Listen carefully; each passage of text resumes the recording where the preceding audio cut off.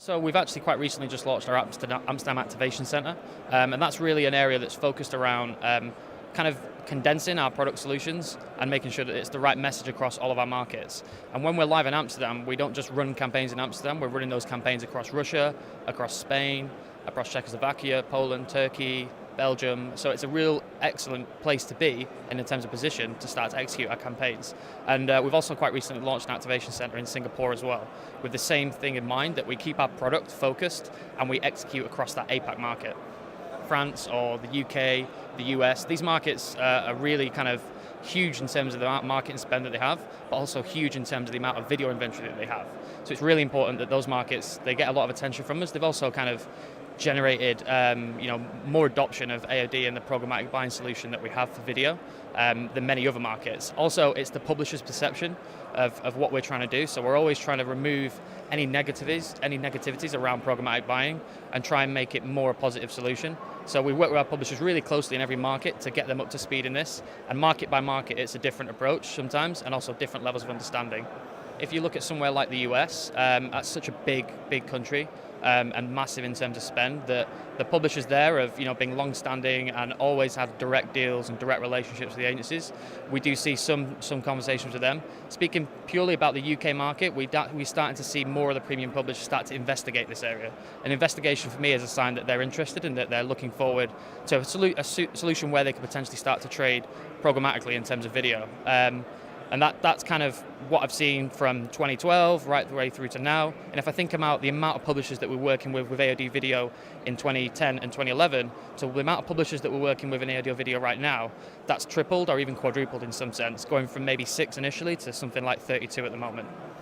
If we think about display, and sorry to talk about display, but that has, for AOD at least, helped us generate great relationships with some premium publishers. I would hope the same could be done within video, and we definitely do see those conversations happening already.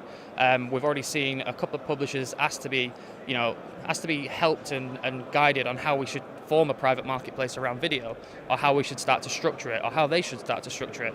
And I think the key thing here is that you have to be collaborative about how you do it. A private marketplace between two parties is not a one-sided thing, it's two people involved in a conversation.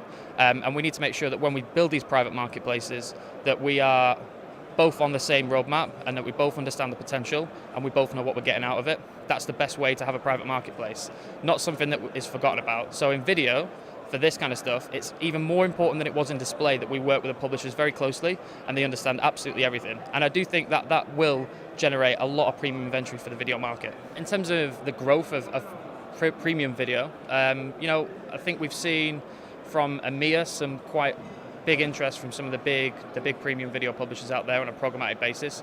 Talking from a UK perspective, there has been some really strong conversations with some of the big broadcasters and also some of the even bigger premium publishers that we start to use their inventory on a real-time bidded basis.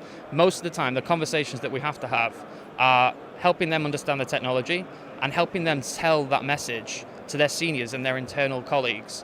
Sometimes it's not them that make the decision whether this is possible or not, it's actually their senior colleagues or even the board of some companies. So a lot of time it's trying to help them educate themselves and also them educate internally what they want to do and how they want to do it. And most importantly, that it has to be successful, that they want good yield, good revenue, and control at the end of the day. Most private marketplaces and most video inventory is about control and making sure that they don't feel it's out of their hands. And I think if we can tick all those boxes, there will be huge growth in this space. And I think, as I say, if we look from 2010 to 2011, 2012, 2013, the growth's been fantastic for AOD video at least. Like we are on a very good projection of where we want to be. And I think that can only continue to go the more work we do with our big publishers.